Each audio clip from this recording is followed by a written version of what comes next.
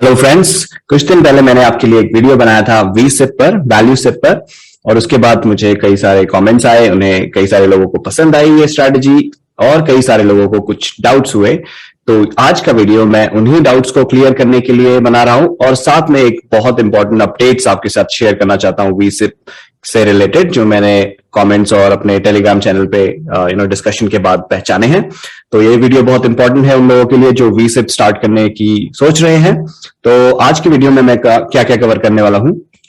Profit loss calculation back test results में। जो मैंने पहले शीट आपको दिखाई थी उसमें जो कैलकुलेशन मैं यूज कर रहा था, मैं आपको शीट दिखाता हूं।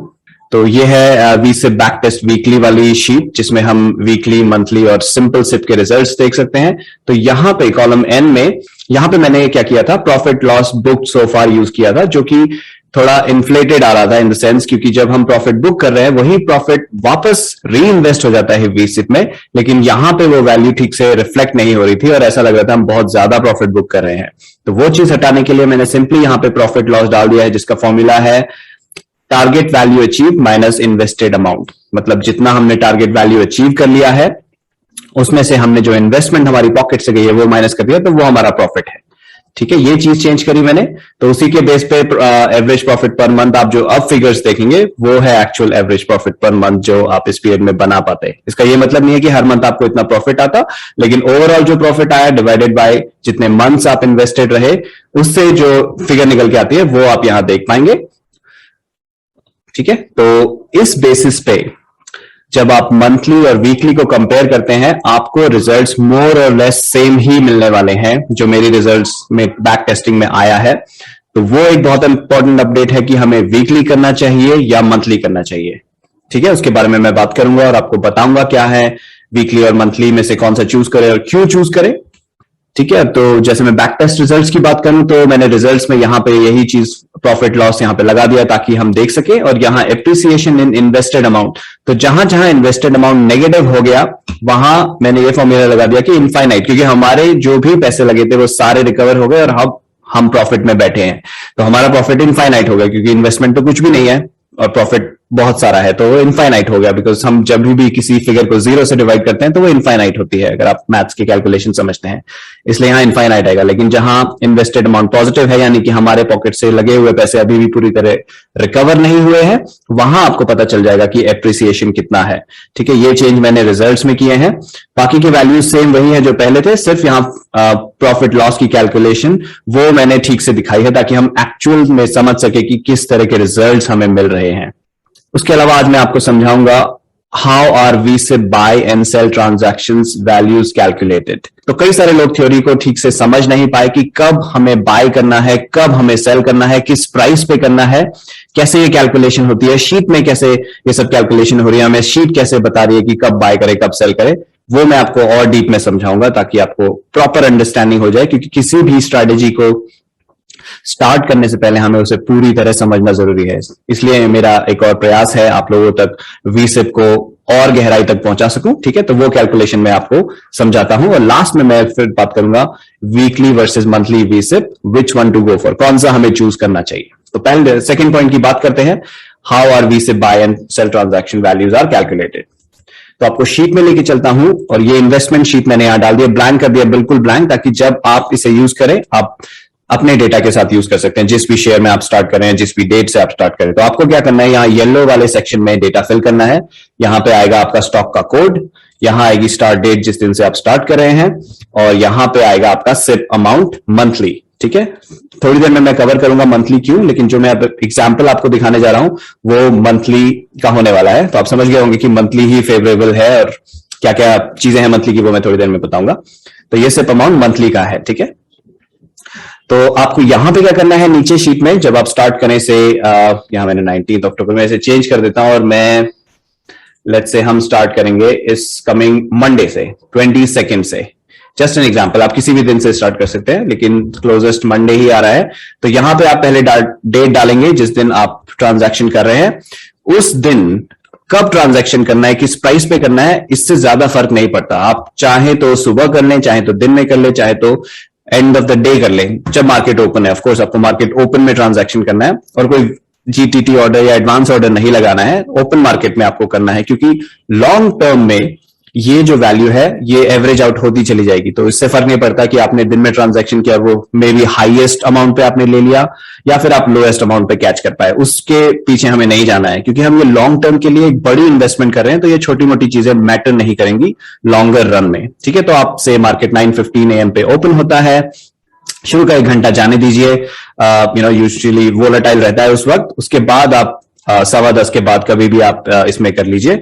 अगर आप चाहते हैं कोई और रीजन से आपके पास 9:15 से ही करने के लिए या उसके आसपास करने के लिए, आप वो भी कर सकते हैं। जैसा मैंने कहा, उससे ज्यादा कुछ फर्क नहीं पड़ने वाला है, बट यूजुअली मैं प्रेफर करता हूं 1 घंटा वॉलेटिलिटी को हट जाने दें, उसके बाद मैं ट्रांजैक्शंस करता हूं। तो यहां पे क्या करना है आपको, जिस भी बजे आप ट्रांजैक्शन कर रहे हैं उस वक्त देखिए प्राइस, करंट प्राइस क्या चल रहा है, वो आपको फीड करना है। तो अब मैं हाइपोथेटिकल एग्जांपल लूंगा, से मंडे को रिलायंस का प्राइस हो जाता है 2510 रुपीज, यहां पे डालिए वो फिगर, और उसके बाद वो आपको बताएगा कि आपको बाय करना है या सेल। ऑफ कोर्स ये फर्स्ट ट्रांजैक्शन है तो बाय ही होगा, ठीक है। ये कैसे आया बाय, अब शीट को कैसे लगा कि ये बाय करना है, तो हो क्या रहा है यहाँ पे कैलकुलेशन, ये देख रहा है कि हमारा अमाउंट क्या है जो हम इन्वेस्ट करना चाहते हैं, वो है 28,000 रुपीज, यानी हमारी पहले मंथ की टारगेट वैल्यू हो गई 28,000 हम अचीव करना चाहते हैं।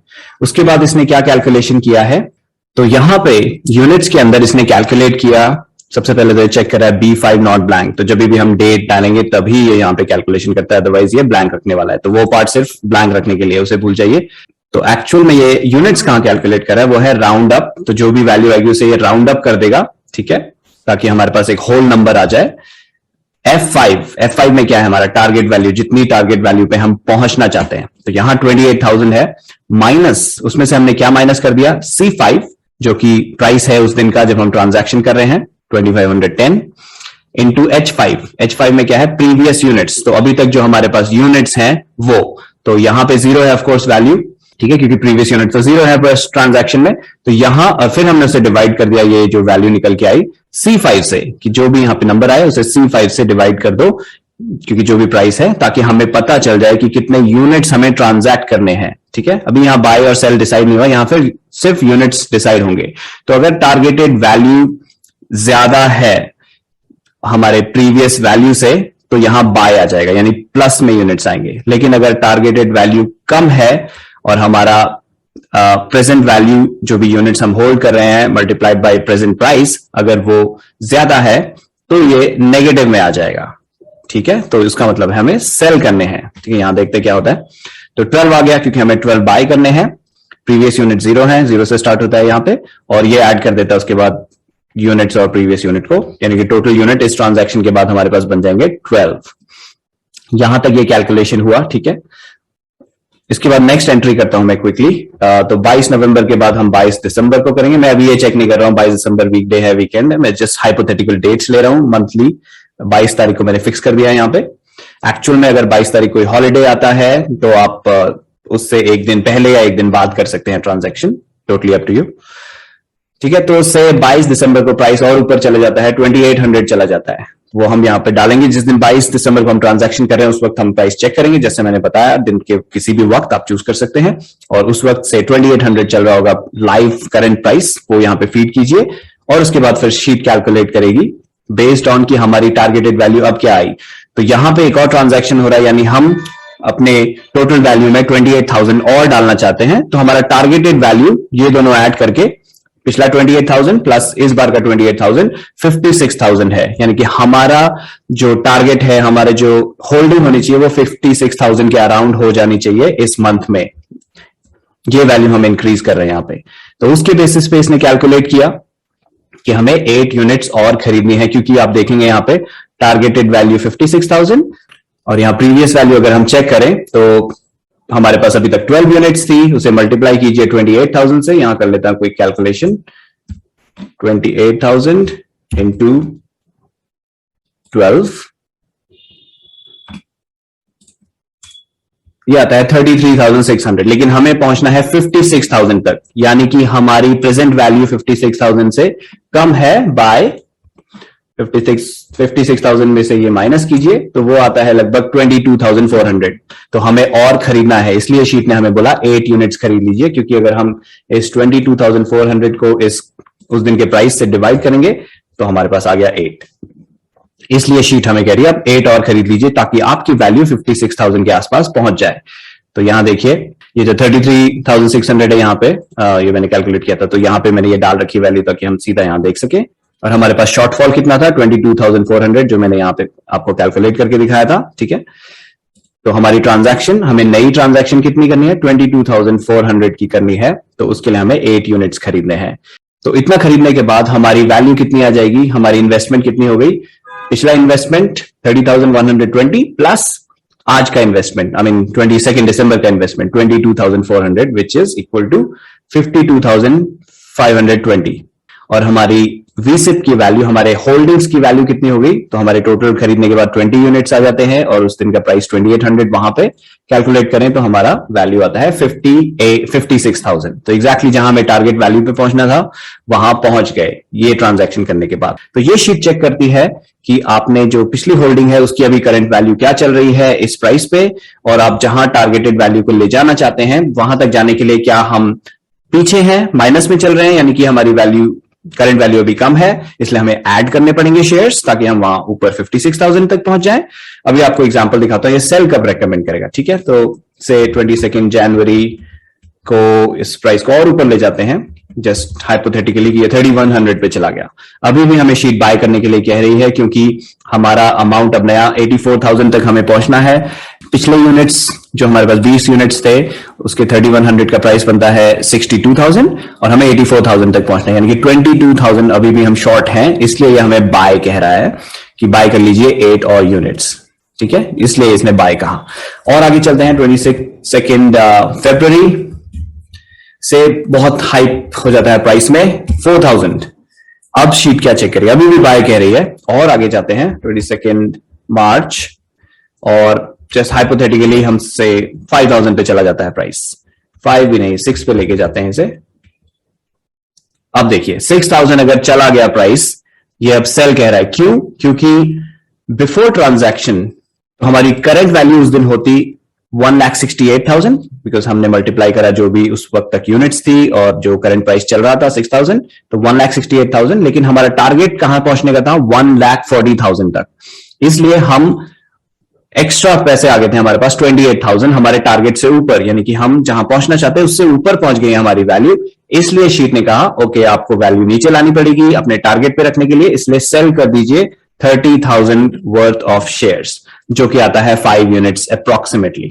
ठीक है, और उसे करने के बाद हमारी वीसिप कॉस्ट नीचे आ गई बिकॉज हमने 30,000 का प्रॉफिट बुक कर लिया। तो 77,000 अब तक इन्वेस्ट हो गए थे जो आप यहां देख रहे हैं, उसमें से 30,000 माइनस हुए तो 47,320 बच गए जो हमारे अब इन्वेस्टेड रह गए बिकॉज 30,000 तो हमने बुक कर लिए। और उसके बाद हमारी वीसिप की कॉस्ट कितनी हो गई जो हमारी टारगेट वैल्यू है उसके करीब हो गई। हम 140 पे पहुंचना चाहते थे और 138 पे हैं यहां पे। ठीक है, और यहां प्रॉफिट बुक हो गया 30,000। तो देखा आपने जहां पे वैल्यू हमारे टारगेट वैल्यू से कम चल रही है हमारी करंट होल्डिंग की वैल्यू, वहां ये बाय कहता रहेगा। जैसे ही हमारी होल्डिंग की वैल्यू हमारी टारगेटेड वैल्यू से ऊपर चली जाती है ये हमें कहेगा सेल कीजिए वहां पे आने के लिए, क्योंकि हमें नीचे लाना पड़ता है प्राइस। तो इस तरह से चलता है वीसिप। तो जब जब शीट को दिखेगा कि हाँ हम टारगेट वैल्यू से नीचे हैं, लाइक फॉर एग्जांपल इसके बाद 22 अप्रैल को प्राइस नीचे आ जाता वापस 5,000 पे, तो ये कहता अब फिर से आप बाय कर लीजिए 11 यूनिट्स ताकि आपकी टोटल होल्डिंग हो जाए 1,70,000। तो 168 हमारा टारगेट हो जाता है, 28,000 और ऐड हो जाते हैं पिछले वाले टारगेट वैल्यू में। और ये ट्रांजैक्शन करने के बाद 55,000 और इन्वेस्ट करने के बाद यानी 11 यूनिट्स खरीदने के बाद एट 5,000 हमारी वैल्यू पहुंच जाती 1,70,000 which is near around the targeted value we are trying to achieve. और ये हम मंथली या अगर आप वीकली करना चाहें तो वीकली साइकिल या मंथली साइकिल पे आप रिपीट करते हुए चलेंगे। कोई इसमें परसेंटेज कैलकुलेशन नहीं हो रही है कि इतनी परसेंटेज पे बेचना है। हाँ कुछ एनहांसमेंट्स हैं, लाइक अगर आप वीकली कर रहे हैं और छोटे अमाउंट से कर रहे हैं, अगर आपको सिर्फ 1% 2% मिल रहा है आपके इन्वेस्टेड वैल्यू का, आप उसे इग्नोर कर सकते हैं। आई वुड से 5% के अराउंड जब मिल रहा हो तो आप उसे सेल करें, तब आप प्रॉफिट बुक करें, क्योंकि क्या होगा ना आगे जाके आपका वही वापस री इन्वेस्ट होने वाला है अमाउंट। तो फिर आपको ट्रांजैक्शन वैल्यूज देनी पड़ेंगी, ब्रोकरेज देने पड़ेंगे, एसटीटी टैक्सेस वगैरह देने पड़ेंगे। तो why bother with all those, और आपके ट्रांजैक्शन नंबर्स भी बढ़ जाएंगे। तो इसलिए आप ये रूल सेट कर सकते हैं 5% या 4% जो भी आपको ठीक लगता है, but this is how the sheet is going to tell you. वो 5% का रूल यहाँ पे शीट में नहीं है, वो आप खुद से अपने हिसाब से, because everyone would prefer to do it different way, so मैंने वो शीट में नहीं डाला है, बट आप उस तरह से कर सकते हैं प्रॉफिट बुकिंग। तो जिस भी बार प्रॉफिट बुकिंग आ रहा है, ऐसे एक ही यूनिट आता है यहाँ पे, तो आप मे बी इग्नोर कर सकते थे उस प्रॉफिट बुकिंग को। और नया इन्वेस्टमेंट, हाँ ये है कि अगर आपको वो शीट कह रही है प्रॉफिट बुक करना है, तो उस मंथ में उस डेट को आपको नया इन्वेस्टमेंट भी नहीं करना है, यानी कि आप खरीदेंगे नहीं, आप सेल नहीं करेंगे, आप खरीदेंगे भी नहीं, आप सिंपली कुछ नहीं करेंगे उसमें, और नेक्स्ट वाली साइकिल का वेट करेंगे, नेक्स्ट मंथ का वेट करेंगे ट्रांजैक्शन को करने के लिए कि नेक्स्ट मंथ क्या होता है। ऑलराइट, सो उम्मीद करता हूं आपको अब ये समझ में आ गए होंगे कि कैलकुलेशन होते कैसे हैं। अब लास्ट में मैं बात करूंगा कि वीकली वर्सेस मंथली। तो मैं मंथली ही क्यों आपको एग्जांपल दिखा रहा था, अब उसके कुछ पॉइंट्स देख लेते हैं। Benefits of monthly VSIP.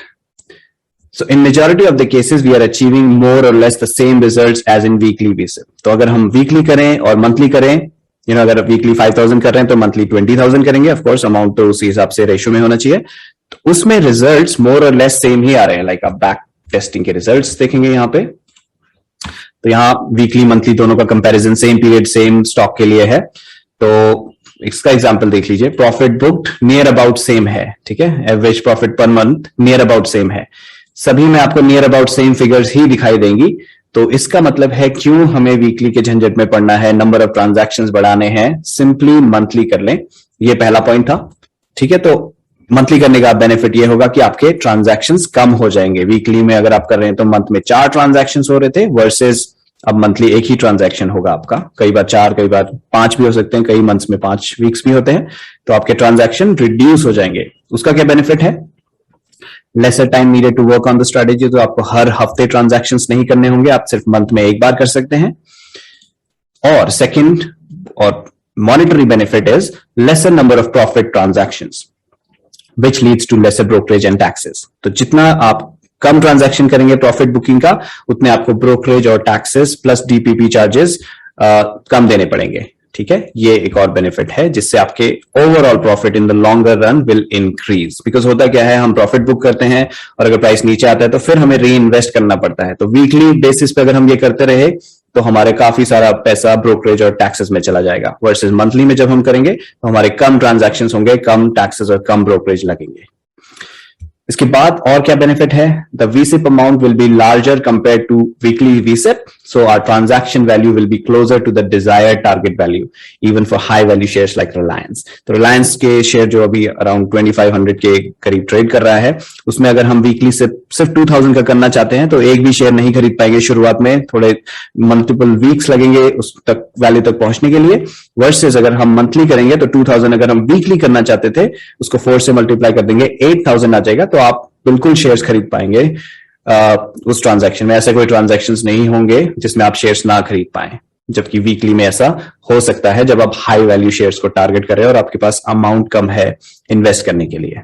तो दोस्तों ये थे अपडेट्स जो मैं आपसे शेयर करना चाहता था, ताकि आप VSIP शुरुआत करने से पहले उसे अच्छे से समझ लें और इन्फॉर्म डिसीजन ले पाए कि आप वीकली करना चाहते हैं या मंथली करना चाहते हैं। तो मैंने आपको जो पिछला एग्जांपल दिखाया था, मैं वीकली कर रहा था, बट ये सारी रिसर्च और देखने के बाद अब मैं उसको मंथली में स्विच करने वाला हूं। Alright, दोस्तों, तो thank you very much for tuning in. I'll be bringing some more videos for you very soon. So बने रहिए मेरे साथ. Thank you. Bye bye.